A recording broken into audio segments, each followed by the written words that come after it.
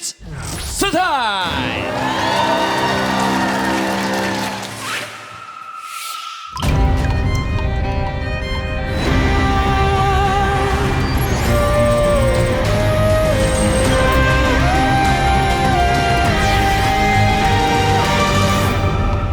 안녕하십니까, 셜록 홈즈 새치혀 표창원입니다.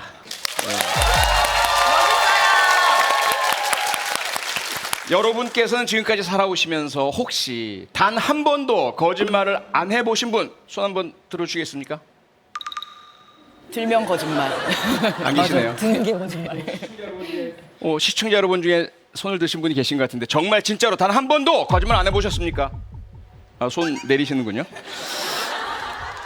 예, 그렇습니다. 사실 사람이 살아가면서 거짓말을 안 하긴 참 어렵죠. 저도 그렇습니다. 저도 사실은 밥 한번 하실까요? 예, 연락할게요.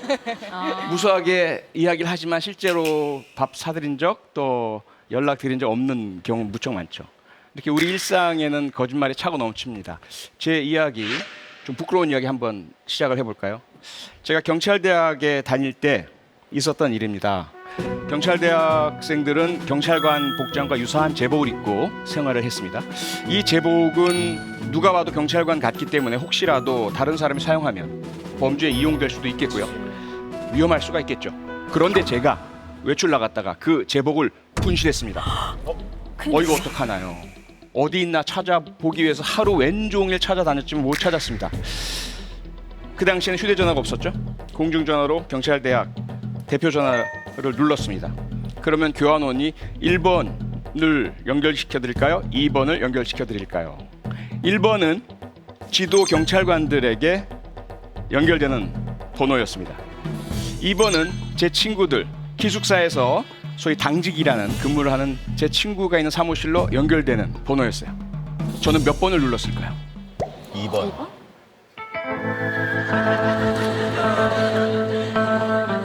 여러분도 아마 그러시겠다는 마음 같습니다. 사실 저는 엄청나게 큰 갈등을 했습니다. 1번을 눌러서 있는 그대로 말씀을 드리고 해당되는 징계를 받는 것이 경찰 대학생으로서의 규범을 지키는 것이고 명예를 지키는 것이고 양심을 지키는 것이고 바람직한 태도겠죠. 그런데 그에 뒤따르는 징계라는 낙인이 너무 겁이 났습니다. 나중에 경찰관으로서의 제 경력에도 흠이 벌써부터 생기는 것 같았습니다. 그래서 2번을 눌렀습니다. 그리고 친구야 미안한데 내 방에 가면 여벌의 제복이 있거든. 그걸 정문으로 좀 가져와 줄래? 그 친구를 공범으로 만들어버린 거죠. 그리고 감쪽같이 들어가서 귀교 보고를 하고 아무 일도 없었던 것처럼 넘어갔습니다. 가슴이 두근두근 불안. 1주일, 2주일, 3주일 아무 일도 없는 거예요. 한 달, 2달, 3달. 와, 이제 정말 완전 범죄가 되었구나. 나는 안전하구나. 다시는 이런 잘못 저지르지 말아야지. 그런데 3개월 뒤에 학교 내 사법기구인 명예위원회 학생들끼리에 선배들이 저를 불렀습니다. 갔죠. 앉았습니다. 표창원. 네. 혹시 할 이야기 없나? 제일 무서워. 저는 잘못 안 해도 저런 얘기가 무서워. 뭔가 불안감이 엄습을 하긴 했지만 그 순간 재빠르게 머리를 풀 가동했습니다. 3개월이나 지났거든. 도대체 이게 적발당할 가능성이 몇 %나 될까?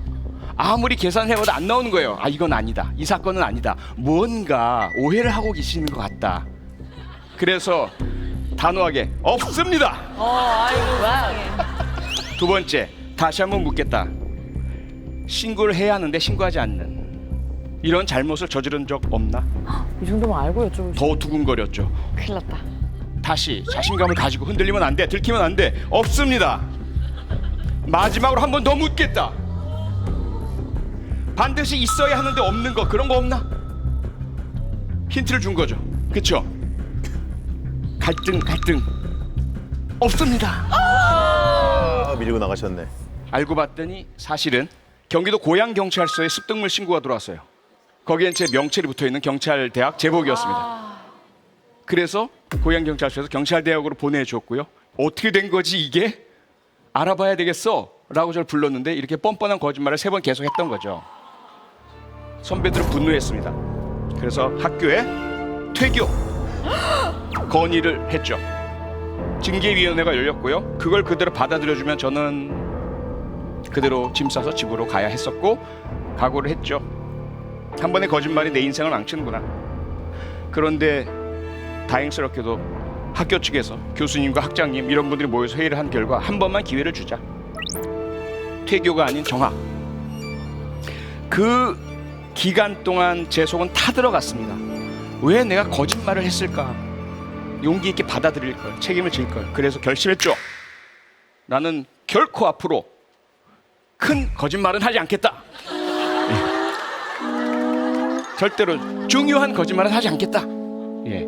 그 가슴 졸이는 불안감, 두려움 절대로 다시 겪고 싶지 않다.